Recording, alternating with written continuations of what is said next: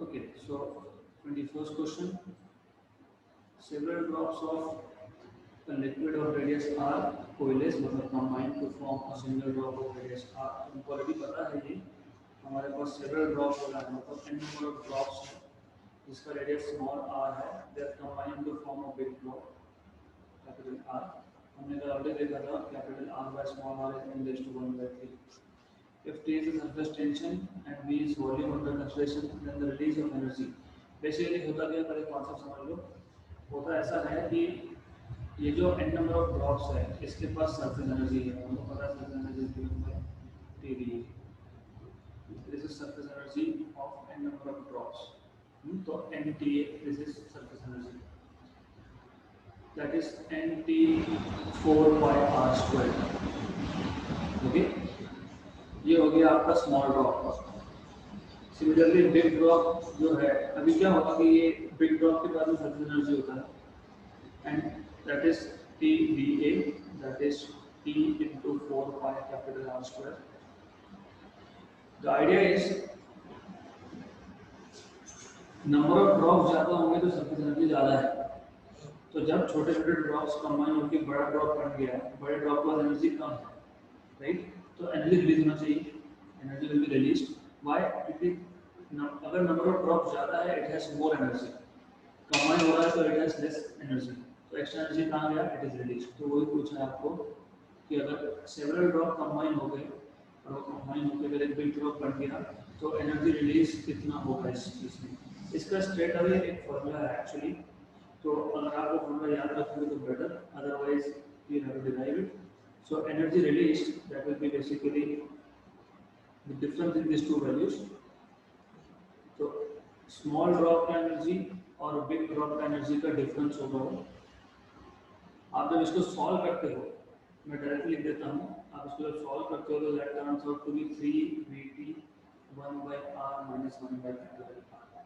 तो energy release का आप डायरेक्टली फॉर्मूला अगर याद रख सको तो याद रखो because it is very simple thing and it will help you out it will save your time if you can remember this formula bye the way will also derive this but वापस समझा रहा हूँ question simple है question में इतना ही है हमारे पास n number of small drop थे वो कंबाइन होके एक बिग ड्रॉप बन गया तो एनर्जी रिलीज कितना होगा तो स्मॉल ड्रॉप के पास सरफेस एनर्जी होगा बिग ड्रॉप के पास सरफेस एनर्जी होगा दोनों का डिफरेंस जो होगा that will be energy release okay तो if you don't remember the formula directly you can derive it जैसे मैंने बताया एनर्जी रिलीज मतलब होता है आपका स्मॉल ड्रॉप्स का सरफेस एनर्जी जो है n 4 pi r square t minus big drop का सरफेस एनर्जी जो है 4 pi capital R square t इसमें से हम लोग 4 पाई r क्यूब और t कॉमन निकालेंगे 4 पाई t तो था r क्यूब कॉमन निकाल लिया मैंने पहले टर्म में बचेगा nr square by r cube क्योंकि पहले टर्म में r क्यूब था ही नहीं हमने कॉमन निकाला तो मुझे डिवाइड करना पड़ेगा दूसरे टर्म में r स्क्वायर था मैंने r क्यूब कॉमन निकाला है तो मुझे 1 बाय r करना पड़ेगा सो दैट जब मैं वापस मल्टीप्लाई करूंगा 4 पाई r क्यूब t दोनों टर्म के साथ तो मुझे वापस से ये इक्वेशन मिलना चाहिए good right just a minute so हमने क्या किया सिर्फ 4 पाई t कॉमन निकाल लिया 4 पाई t वहां है फिर r cube capital R cube common निकाला कैपिटल R क्यूब कॉमन निकाला तो पहले टर्म में कैपिटल R क्यूब नहीं था तो मुझे डिवाइड करना पड़ेगा तो जब मैं वापस मल्टीप्लाई कर दूंगा तो R क्यूब कैंसिल हो जाएगा मतलब पहला टर्म क्या आएगा 4 पाई t n r स्क्वायर 4 पाई t n r स्क्वायर दूसरे टर्म से मैं जब मल्टीप्लाई करता हूँ 4 पाई r क्यूब t को 1 बाय r से मल्टीप्लाई करता हूँ तो मुझे वापस 4 पाई r स्क्वायर t मिलता है गुड अब हम लोग क्या करेंगे सिंपल हम लोग सिर्फ 3 एडजस्ट करेंगे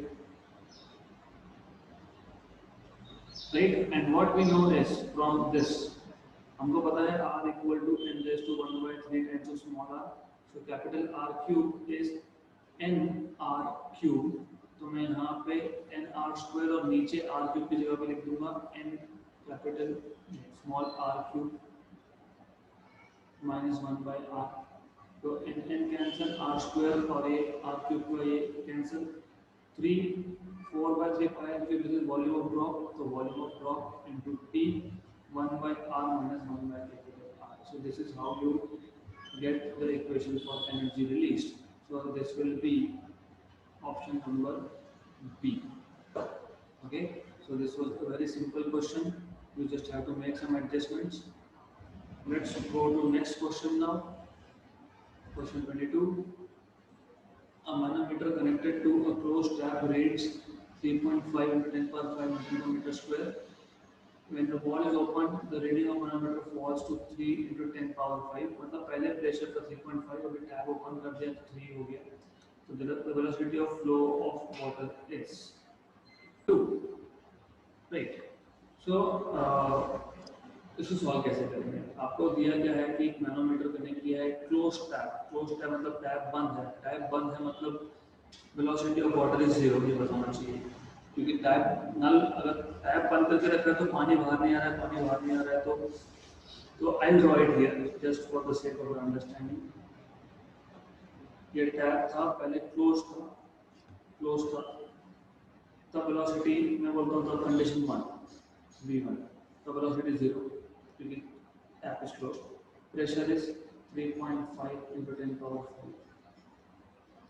राइट.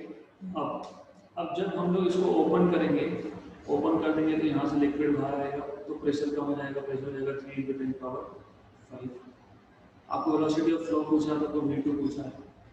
बाय द वे क्या हम लोग ये टैप का हाइट चेंज कर रहे हैं? नहीं कर रहे हैं हम लोग. मतलब जब मैं बर्नौलीज इक्वेशन यूज करूंगा यूजिंग बर्नौलीज इक्वेशन क्या था? Bernoulli's equation P1 plus half rho V1 square plus rho GH equal to P2 plus half rho V2 square plus rho GH. अब एक मिनट, ऐसा है कि रो GH सेम क्यों लिखा? क्योंकि टैप का हाइट तुम चेंज नहीं करते. ऐसा करते हैं कि हमारा जब घर पर टैप लगा होता है उसको ऊपर शिफ्ट करते नीचे शिफ्ट करते, ऐसा नहीं करते. मतलब हाइट इज सेम. दूसरा V2 मतलब V1 0 है क्योंकि जब टैप क्लोज था तो there was no water flowing out. तो आपको मिल जाएगा P1 minus P2 equal to half rho V2 square. तो V2 स्क्वायर आपके पास आ गया 2 times of P1 minus P2 upon rho. Right. तो 2 टाइम्स ऑफ P1 कितना? 3.5 into 10 power 5. ओके. तो 10 power 5 को जो है मैं पहले ही बाहर कॉमन लिख देता हूँ. और P2 कितना? 3 अपॉन वाटर का डेंसिटी कितना होता है? 10 power 3. वाटर का डेंसिटी 10 power 3 होता है. तो इसको सिर्फ सॉल्व करेंगे अभी हम लोग. तो ये आएगा हमारा basically V2 square is equal to 2 into 0.5. 2 into 0.5 is 1. तो 10 power 5 अपॉन 10 power 3 मतलब V2 स्क्वायर इज 100. मतलब V2 is equal to 10 metre पर सेकेंड. Option number B. तो हमने सिर्फ किया क्या यहाँ पे? सिर्फ हमने इनिशियल कंडीशन जब टैप क्लोज था तब वाटर फ्लो नहीं हो रहा है तो वेलोसिटी 0 है, प्रेशर दिया है. सेकंड कंडीशन में जब वाटर फ्लो हो रहा है तो प्रेशर दिया है, वेलोसिटी पूछा है. तो बेसिकली हम लोग कर क्या रहे हैं यहाँ पे? सिर्फ बर्नौलीज इक्वेशन यूज कर रहे हैं दोनों कंडीशन में. दोनों में रो जी जिसने लिखा है क्योंकि टैप का हाइट तो सेम ही रहने वाला है. V1 स्क्वायर 0 था इसलिए V1 का जो टर्म था वो कट कर दिया. तो P1 minus P2 equal to half of V2 square.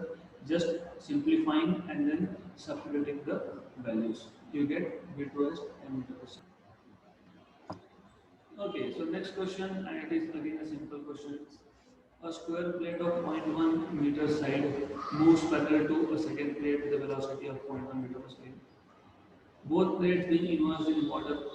If viscous force is 0.002 Newton, to fill the viscosity is 0.01 twice distance between plates in meter is. ऐसा है एक्चुअली ये क्वेश्चन को थोड़ा सा कॉम्प्लिकेट किया गया है. क्वेश्चन सिंपल है, हमको पता है. हम लोग किसी भी लिक्विड को नंबर ऑफ लेयर्स में डिवाइड कर देते हैं, अज्यूम करते हैं. फिर एक लेयर पे अगर एक प्लेट रखा है और दूसरे लेयर पे अगर दूसरा प्लेट रखा है, राइट. तो ये जो प्लेट मूव होगा ये कौन से स्पीड से मूव होगा? जिस स्पीड से वाटर का लेयर मूव होगा. मतलब बेसिकली कुछ नहीं है क्वेश्चन में, आपको पता होना चाहिए. जैसे एग्जांपल हम लोग एक हनी का लेते हैं. हमने एक हनी का ड्रॉप अगर दीवार पे छोड़ दिया और एक वाटर का ड्रॉप छोड़ा तो वाटर का ड्रॉप जल्दी नीचे आता है बिकॉज ऑफ विस्कोसिटी। मतलब क्या होता है वाटर के केस में या किसी भी लिक्विड के केस में बॉटम लेयर मूव नहीं होता, उसके ऊपर का लेयर जो मूव होगा it will be moving with more velocity, उसके ऊपर का जो लेयर होगा it will be moving with still more velocity, right. तो अगर मैंने दो लेयर पे दो प्लेट रख दिए तो वो प्लेट्स भी मूव होंगे because of velocity of layer of liquid, right. तो यहाँ पे सिर्फ कंफ्यूज करने के लिए बोला है स्क्वायर प्लेट का साइड ये एंड वेलोसिटी ये, but it has everything to do with just viscous force. And if you remember, viscous force is eta, equal to viscosity. Area of layer, यहाँ पे मैं area of plate लूँगा क्योंकि plate के बारे में पूछा है, और dv by dx that is velocity gradient। मतलब क्या, जैसे मैंने बताया बॉटम लेयर जो है मूव नहीं हो रहा है, ऊपर का लेयर फास्ट मूव हो रहा है, ऊपर का और फास्ट हो रहा है, मतलब velocity is changing with distance. तो ये डिस्टेंस x और velocity is changing with distance, so that is velocity gradient dv by dx। This is the formula for force. Okay, हमको फाइंड क्या करना है, यहाँ पे क्या बोला है, डिस्टेंस बिटवीन लेयर, मतलब dx फाइंड करना है हमको, dx फाइंड करना है। तो dx क्या आएगा यहाँ से इक्वेशन से, it will be just eta a dv by f, right. तो eta पता है क्या, हमको पता है 0.01 पॉइंट्स, a बताया है क्या, स्क्वायर प्लेट है 0.1 into 0.1 एरिया आ गया, 0.1 into 0.1 एरिया आ गया। dv चेंज इन वेलोसिटी बताया है आपको, बोला है ना, 0.1 मीटर पर सेकेंड, 0.1, क्योंकि दो ही लेयर है तो पहला लेयर रेस्ट पे होगा, दूसरा लेयर मूव हो रहा होगा, तो नीचे का लेयर नहीं ड्रॉ करना, दो ही लेयर है। ओके, अपॉन फोर्स, फोर्स बताया है क्या 0.002, तो देखो 10 पावर -2, 10 पावर -3, -4, -5, 10 पावर -5 अपॉन नीचे 2 into 10 पावर -3, तो 1/2 इज 0.5, 10 पावर -5 और ऊपर ये आएगा 10 पावर +3 हो जाएगा, 10 पावर -5 +3 10 पावर -2, मतलब 0.005। ये आ गया आपका distance between two layers, option number C. Yes, just a correction that 0.5 to 10 power -2 is 0.005, right? 10 power -2 है, तो वो ऑलराइट। सो पॉइस और ये, या that is correct, so option number C. Next question, water enters through one end of horizontal pipe of non-uniform cross section, very good, with velocity of 0.4 meter per second and leaves the other with velocity of 0.6. The pressure of water at the first end is 1500 Newton per meter square. What is the pressure at the second? बनाओ इस equation. सबसे पहले non uniform cross section pipe, मतलब pipe का जो thickness है वो change होगा। दूसरा, ये बड़ा क्यों लिया, क्योंकि जब क्रॉस सेक्शन एरिया ज़्यादा होता है तो स्पीड कम होती है, तो v1 = 0.4 मीटर पर सेकेंड आया। एरिया ऑफ क्रॉस सेक्शन हम लोग देखेंगे, फिलहाल जरूरत नहीं है। v2 ये 0.6 है मीटर पर सेकेंड। यहाँ पे प्रेशर जो है आपका फर्स्ट पे दैट इज 1500 पास्कल न्यूटन पर मीटर स्क्वायर, और आपको पूछा व्हाट इज प्रेशर है, तो बर्नौली इक्वेशन अगर अप्लाई करोगे, बाय द वे ये सेम हॉरिजॉन्टल हाइट पे है, ग्राउंड से इस पाइप का लेवल सेम है, राइट। तो जब मैं बर्नौली इक्वेशन अप्लाई करूँगा, P1 + half rho V1 square plus rho GH equal to P2 + half rho V2 square plus rho GH, तो रो GH कैंसिल हो जाता है आपका, P1 पता है, V1 पता है, and you can just simplify and solve. Density of water को दिया, आपको फाइंड क्या करना है, P2, so P2 is nothing but P1 plus half row common V1 square minus V2 square, right? So this is how you can solve it. So P2, I'm supposed to find out P2, then you substitute here and that is correct. Okay, so that is P2, P1 कितना दिया आपको 1500, right? 1500 दिया है आपको, then plus half rho is 10 power 3 V1 square, V1 कितना था, V1 कितना था, मैंने उल्टे वैल्यूज लिखे हैं, ये तो पे अटेंशन, ये तो पे अटेंशन। क्या बोला है, मैंने उल्टा लिखा है, उल्टा मतलब क्या लिखा है कि यहाँ पे it enters at a speed of this and leaves at a speed of 0.6, मतलब ये पाइप मैंने उल्टा ड्रॉ किया, pipe should be something like this, okay, तो ये होना चाहिए आपका V1 यहाँ पे 0.4, यहाँ पे 0.6 V2 होना चाहिए मीटर पर सेकेंड, और यहाँ पे आपका प्रेशर 1, यहाँ पे आपको प्रेशर 2 पूछा है। तो ये डायग्राम को डिस्कार्ड कर लो। तो सिर्फ आपको ये पता होना चाहिए जब क्रॉस सेक्शन कम तो स्पीड ज़्यादा। मैं वापस कंफ्यूज कर रहा हूँ आप लोगों को। I want a correct answer from your side.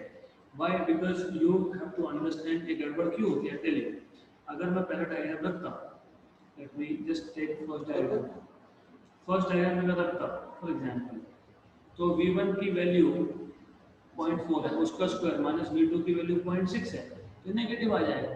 Can pressure भी नेगेटिव, ये आपको सोचना है, इसलिए होता है कंफ्यूजन। तो नैरो क्रॉस सेक्शन पे कभी भी स्पीड ज़्यादा होता है, ये आपको पता होना चाहिए था। मतलब जो पहला डायग्राम था वो हमारा सही था, तो गलत कहाँ पे हो रहा है फिर वो बताओ मेरे को। Just comment. So you have to think where we are going wrong. Are we going wrong at all? Right. So we were not going wrong anywhere. But I wanted to tell you एक चीज आपको समझनी है regarding pressure. Right? If you know basic physics of pressure, आपको ये पता होना चाहिए कि प्रेशर अपना जो आंसर आएगा वो 1500 से कम आएगा। मतलब P1 1500, तो ये सेकेंड टर्म जो है ये नेगेटिव आना ही चाहिए, इसलिए this equation is not wrong.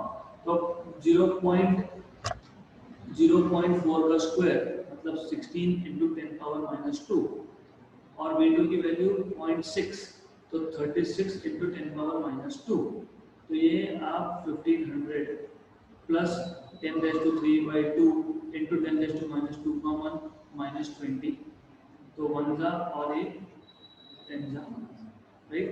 तो 10 पावर 4 और 10 पावर माइनस 2 मतलब 10 power plus 2 with a negative sign, तो 1400 न्यूटन पर मीटर स्क्वायर आएगा। तो हम लोग कहीं भी गलत नहीं कर रहे थे। Just while solving you may think कि नेगेटिव क्यों आ रहा है, ये नेगेटिव इसलिए आ रहा है क्योंकि pressure and volume they are inversely proportional. तो जहाँ वॉल्यूम कम होगा वहाँ प्रेशर बढ़ेगा, so on so forth. Anyways you don't have to relate it with that, आप इक्वेशन क्वांटिटी से रिलेट कर सकते हो। बट नाउ ऑनवर्ड्स ये समझ लेना, क्या समझना है हमको। क्रॉस सेक्शन एरिया ज़्यादा है, वेलोसिटी कम है, प्रेशर ज़्यादा है। क्रॉस सेक्शन एरिया ज़्यादा है, वेलोसिटी कम है, area and velocity are inversely proportional, ये तो पता ही है, यू नो। तो प्रेशर से रिलेट कर सकते हो। तो यू शुड नो कि अगर क्रॉस सेक्शन एरिया ज़्यादा है, राइट, सी 1500, यहाँ पे एरिया कम है, आंसर इज 1400, right?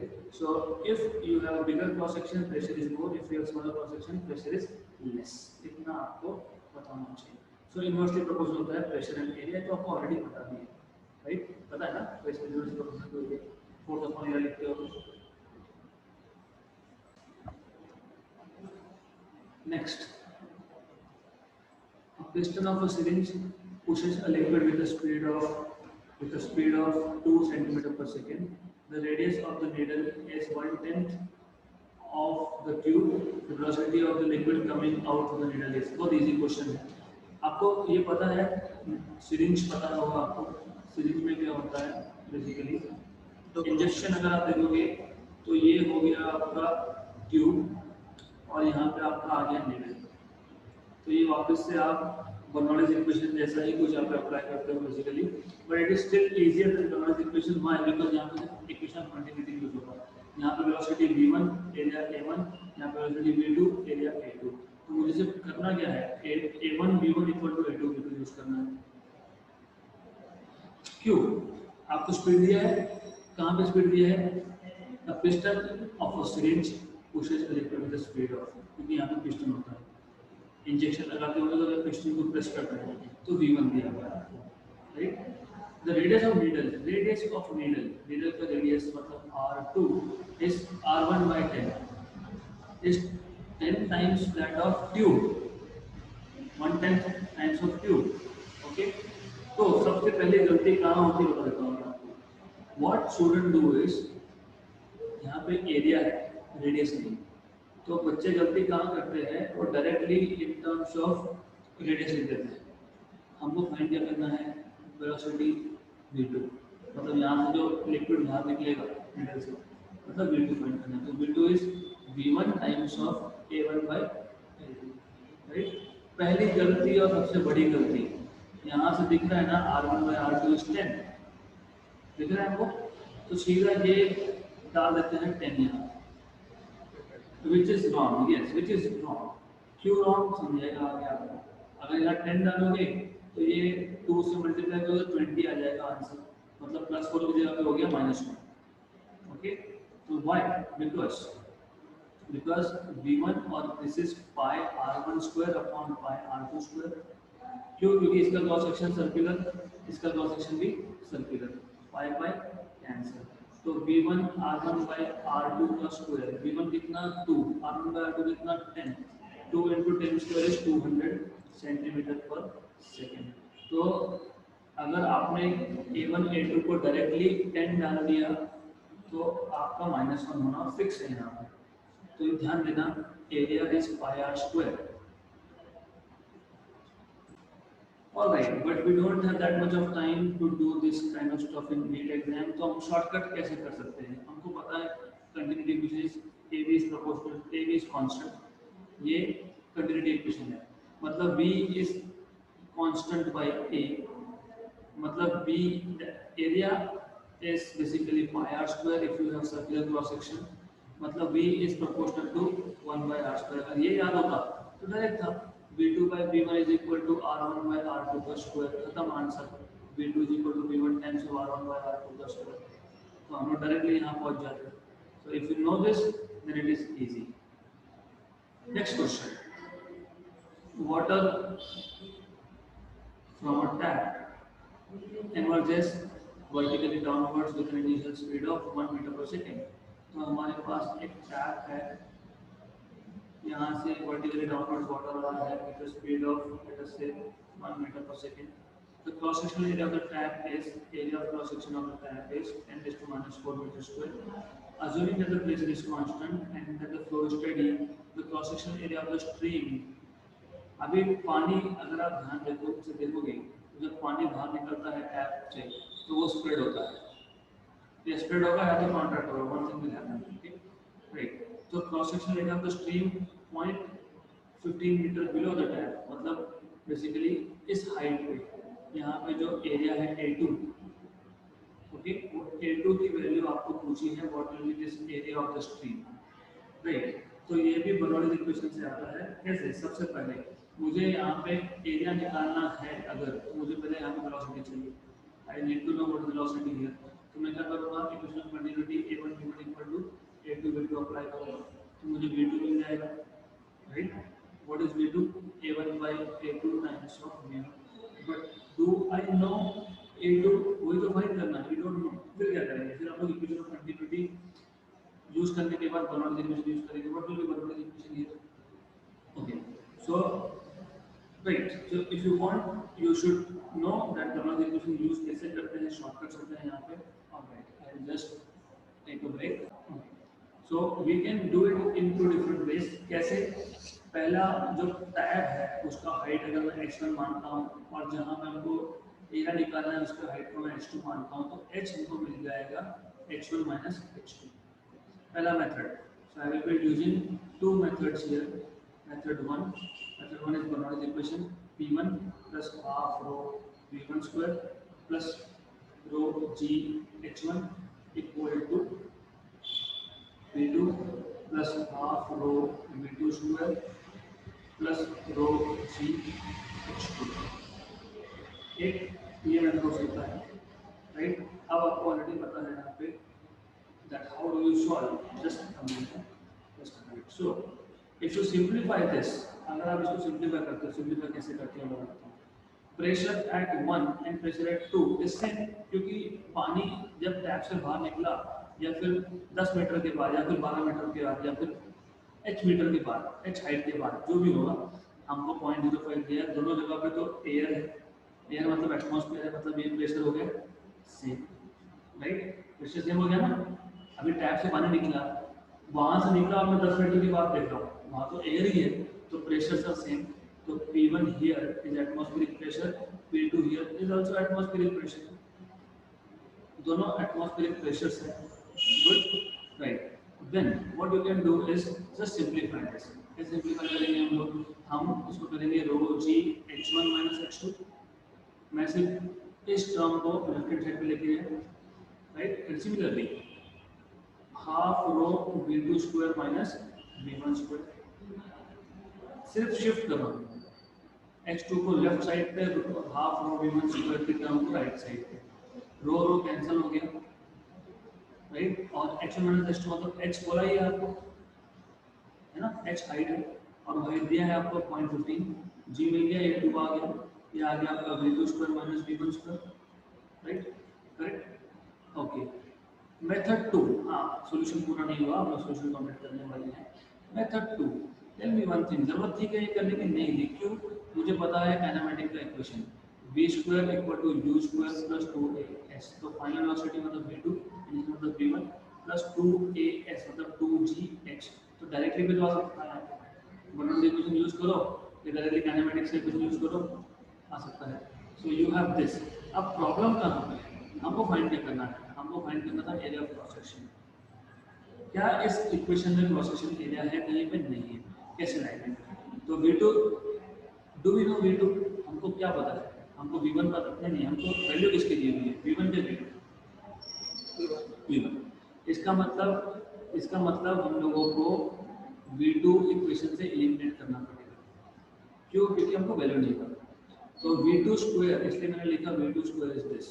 तो v2 स्क्वायर आएगा a1 बाई a2 का स्क्वायर v1 स्क्वायर, है ना, v2 square and this is v1 square here plus 2gh।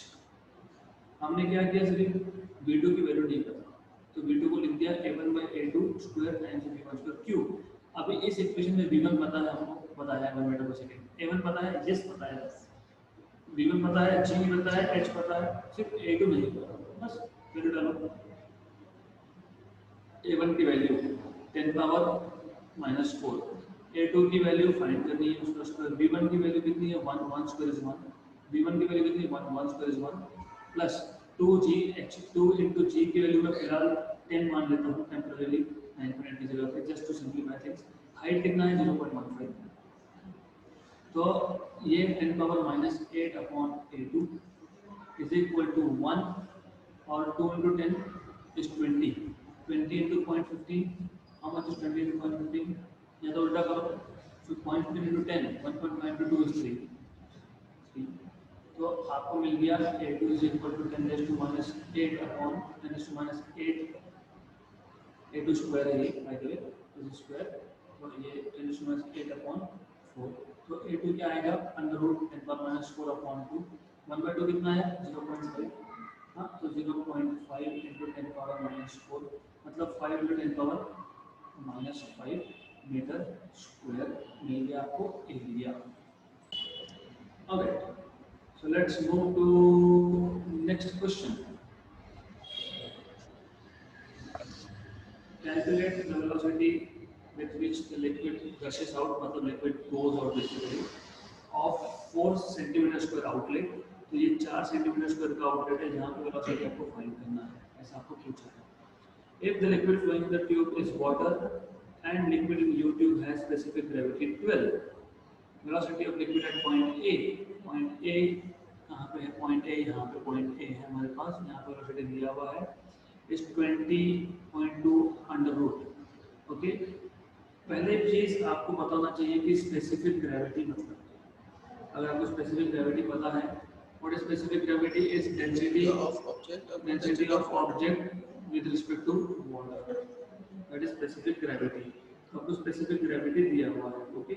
Anyways, तो this is that is density of that liquid with respect to water. Will see if you need this.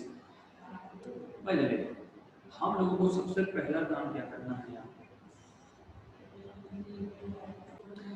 Alright, so there is a specific approach of solving this question. Basically idea ऐसा है कि आपको, अगर आप अच्छे देखोगे ए point पे, तो मैं इसको वापस से ड्रॉ कर लेता हूँ just to make you understand in a little better way. तो ओवरऑल सिचुएशन ऐसा है,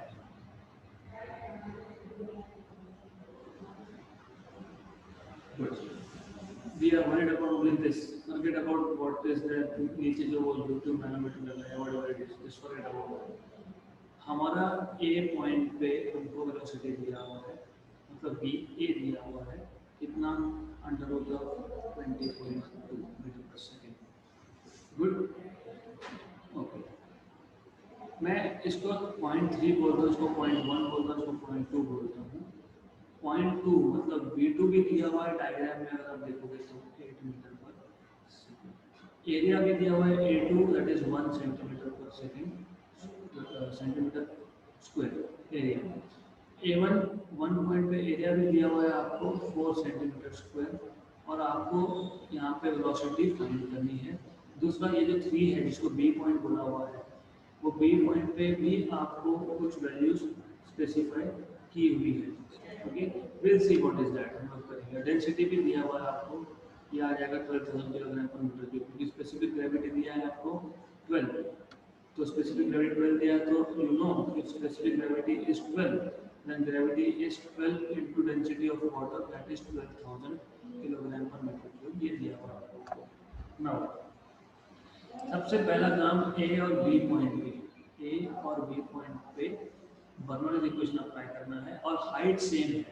तो बर्नौलीज इक्वेशन क्या आएगा, PA plus half rho BA square equal to PB plus half rho BB square. Rho G में लिखने नहीं वाला, अभी आपको पता है क्यों नहीं लिखने वाले हम लोग, अभी हमारा अच्छा प्रैक्टिस हो गया इस चीज़ का. तो PA minus PB that is half rho VB square minus VA square. VA speed पता है 20.2 अंडर रूट. प्रॉब्लम है कि मुझे VB निकालना है, तो PA माइनस PB चाहिए, प्रेशर डिफरेंस चाहिए. प्रेशर डिफरेंस में कैसे निकालो, दैट इज द थिंग. यहाँ पे प्रेशर डिफरेंस निकालने के लिए इस चीज़ का यूज है. ये नीचे जो यूट्यूब दिख रहा है, यहाँ पे हमने बोला है 2 सेंटीमीटर का हाइट डिफरेंस, और आपको पता होना चाहिए कि यूट्यूब मैनोमीटर में आप हाइट कैसे फाइंड, मतलब प्रेशर कैसे फाइंड करते हो. प्रेशर कैसे फाइंड करते हो, H rho G that is half rho BB square minus BA square. Good, very good. Then एक चीज और समझ लेना, specific gravity of liquid inside this YouTube, मतलब यहाँ पे 12,000 है. फ्लो कौन सा लिक्विड हो रहा है, वाटर है ना. ये समझ लो कि ये जो यहाँ पे जो वाटर है, ट्यूब में वाटर है, नीचे जो यूट्यूब लगाया है, जो प्रेशर डिफरेंस मेजर करने के लिए लगाया है, उसमें एक लिक्विड है जिसका 12,000 किलोग्राम पर मीटर क्यूब का डेंसिटी है. मतलब ये जो डेंसिटी रो है यहाँ पे, ये डेंसिटी किसका है, ये मैनोमीटर्स में जो लिक्विड होगा वो, ये डेंसिटी किसका है, ये वाटर का है. इतना पता होना चाहिए.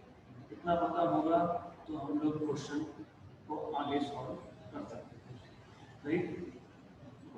तो just to show you equation again, H rho L G half rho W BB square plus B square.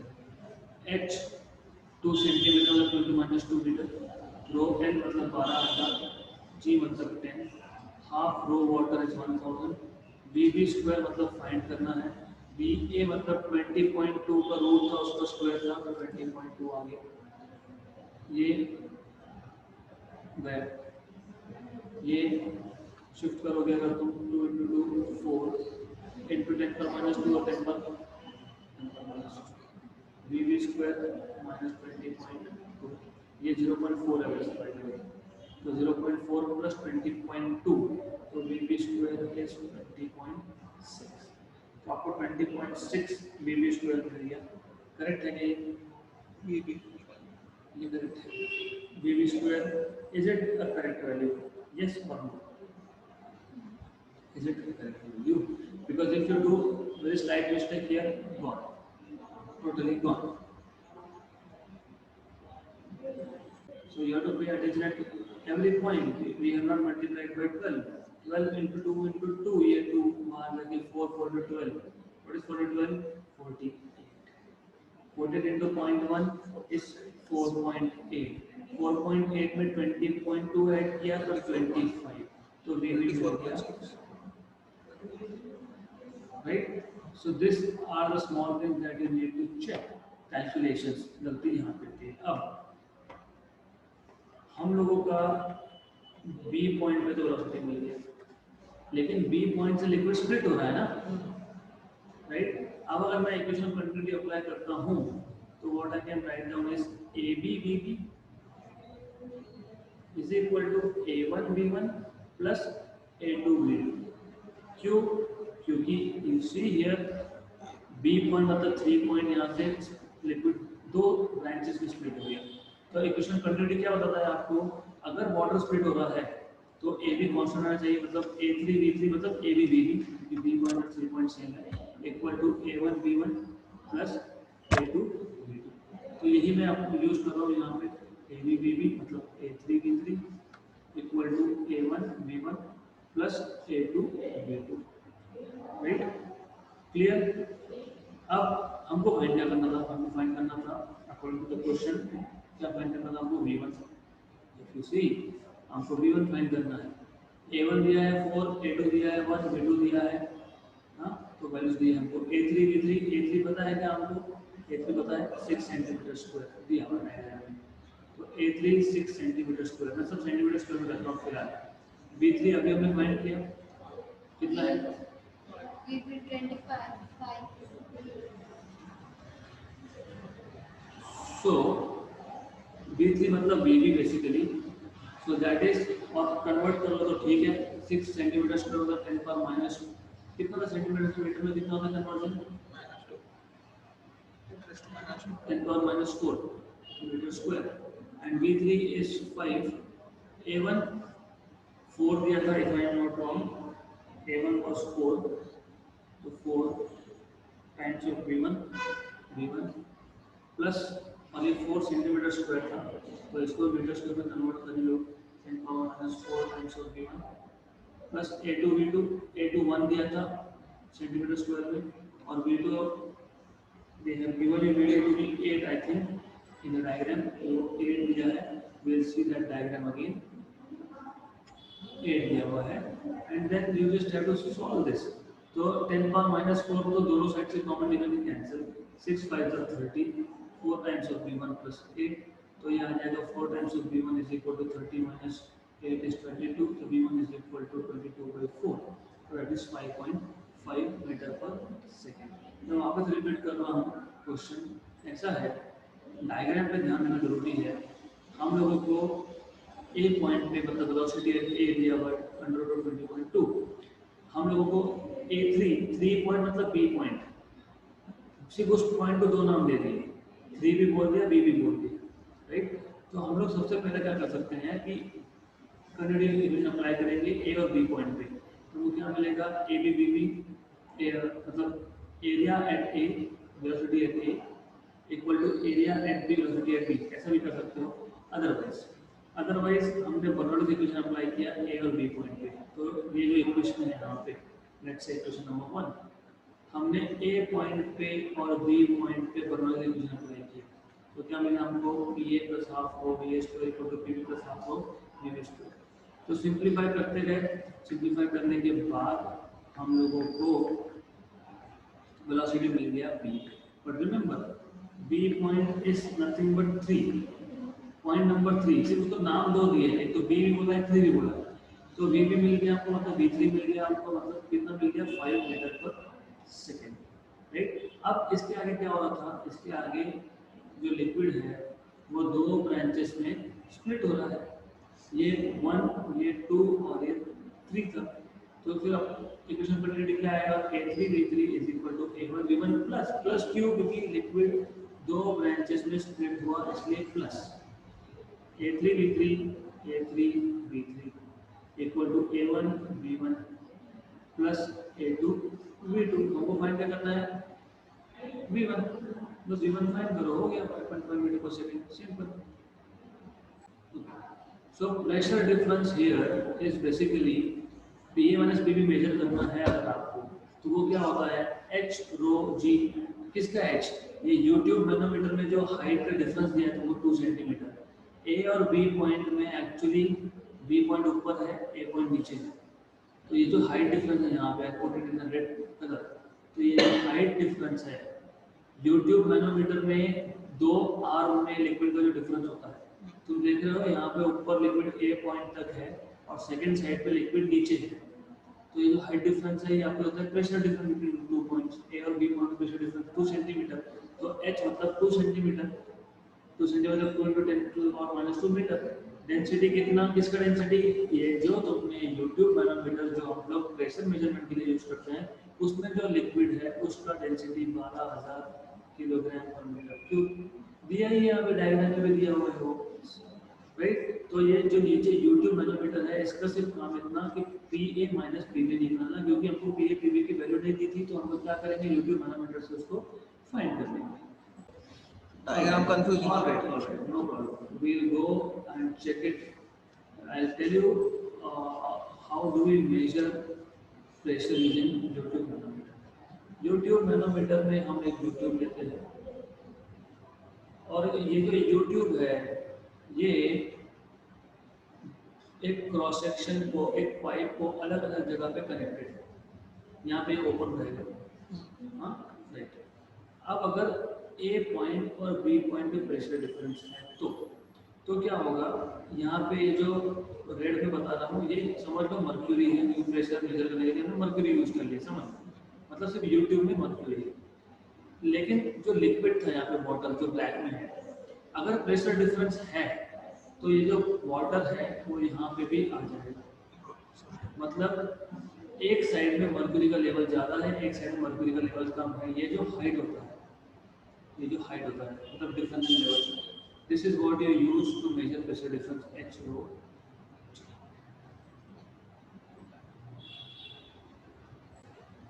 Right, so वापस से सिरिंज का केस आ गया। Two syringes of different cross section without needle, good question. किसी को injection नहीं लगा है मतलब, filled with water are connected with a tightly fitted rubber tube. Okay, diameter of the smaller piston and larger piston are 1 centimeter and 3 centimeter. If a force of 10 Newton is applied to a small piston, then the force exerted on the larger piston is good enough. हमारे पास दो series है, okay, different cross section भी है, तो एक का cross section जो होगा मान लो इतना है, दूसरे का छोटा है, और इनको एक रबर ट्यूब से कनेक्ट कर दिया हमने। और तुमको यहाँ पे डायमीटर बोला है, इसका डायमीटर मैं d1 मान लेता हूँ 1 सेंटीमीटर, इसको मैं d2 मान लेता हूँ लेट अस से 3 सेंटीमीटर। ओके, फोर्स ऑफ 10 पे अप्लाई टू स्मॉलर पिस्टन, तो स्मॉलर पिस्टन मतलब यहाँ पे पिस्टन होता है, यहाँ पे मैंने अगर F1 फोर्स अप्लाई किया 10 न्यूटन का, तो जो दूसरा पिस्टन है वो बाहर की तरफ मूव होगा विद द फोर्स F2 को फाइंड करना है। यहाँ पे आप अप्लाई करते हो पास्कल्स लॉ। पास्कल्स लॉ मैं रियल लाइफ में भी यहाँ पैटर्न बता सकता हूँ आपको, बट दिस इज क्लोज होना चाहिए पास्कल लॉ में। पास्कल लॉ में होता क्या है कि यू हैव अ फ्लूइड, हमारे इस क्लासरूम में air is a fluid which is completely isolated, closed fluid होना चाहिए, एनक्लोज्ड फ्लूइड होना चाहिए। एग्जांपल, अगर मैं वो डोर ओपन करूँ और यहाँ पे अगर पर्दा होता, कर्टन होता, तो वो मूव होता है, तो विंडो तो वो भी मूव होता है। क्यों? मैंने जब डोर ओपन किया तो मैंने प्रेशर चेंज किया, तो this pressure change at one point goes undiminished to every point of enclosed fluid at the same instant of time. मैंने वहाँ प्रेशर चेंज किया, यहाँ प्रेशर चेंज हुआ, यहाँ भी चेंज हुआ, वहाँ भी चेंज हुआ। So if you want to see in diagram here, if I have an enclosed fluid और मैंने यहाँ पे प्रेशर मीटर लगा के रखी है, और अगर मैं यहाँ से मैं अगर प्रेशर चेंज कर रहा हूँ तो इमीडिएटली उसी टाइम पे मुझे हर एक मीटर पे प्रेशर चेंज दिखेगा। अब इसका यूज क्या है? हेवी व्हीकल्स को लिफ्ट करते हैं हम लोग, हाइड्रोलिक्स, तो उसमें क्या करते हैं, ऐसा एक टैंक लेते हैं, एक साइड के टैंक को बहुत बड़ा क्रॉस सेक्शन रखते हैं A2 और एक को छोटा रखते हैं। यहाँ पे छोटा फोर्स डाउनवर्ड डायरेक्शन में अप्लाई किया तो वही फोर्स बड़ा होकर यहाँ पे हो जाता है, इट गोज अप। क्योंकि अगर मुझे एक बड़ा ट्रक लिफ्ट करना है तो इट इज़ वेरी डिफिकल्ट। तो बेसिकली इतना ही है कि pressure at every point changes वैसे होना, मतलब F1 upon A1 equal to F2 upon A2। हमें फाइंड करना है F2 हमारे सीरीज के केस में, तो F2 is nothing but A2 by A1 times of F1 और A2 इस एरिया अगेन, तो आपको वो पाई आर को लिखना पड़ेगा, पाई R2 square upon pi R1 square F1। लेकिन तुमको पता होना चाहिए रेशियो ऑफ रेडियस मतलब रेशियो ऑफ डायमीटर, या फिर आप लिख सकते हो पाई कैंसिल कर दो, आप लिख दो D2 square by 4 upon D1 square by 4 into F1। तो ये आपका आ गया D2 bye D1 whole square by F1। और यहाँ पे क्योंकि रेशियोज इन्वॉल्व है तो हमको सेंटीमीटर से मीटर में कन्वर्ट करने की कोई जरूरत नहीं है। F2 is equal to D2 is 3 और D1 is 1 square cancel F1, 3 square is 9 और F1 10 था, तो जो 10 न्यूटन का फोर्स था वो 90 न्यूटन बन गया। ऑप्शन नंबर सी आ गया। Shortcuts, yes shortcuts exist. कैसे एग्जिस्ट करते हैं? प्रेशर कांस्टेंट की बात चल रही है, प्रेशर सेम है, तो प्रेशर सेम है मतलब pressure is force upon area. Pressure constant है मतलब force is proportional to area, मतलब proportional to r square proportional to d square. तो डायरेक्टली आप लिख देते हैं F2 by F1 equal to D2 by D1 square. Orally लिखा था D2 by D1 3 by 1 3 square is 9 9 into F1 9 into 10 is 9 newton. Orally खत्म, कुछ करने की जरूरत नहीं है यहाँ पे, पेन पेपर की जरूरत नहीं है।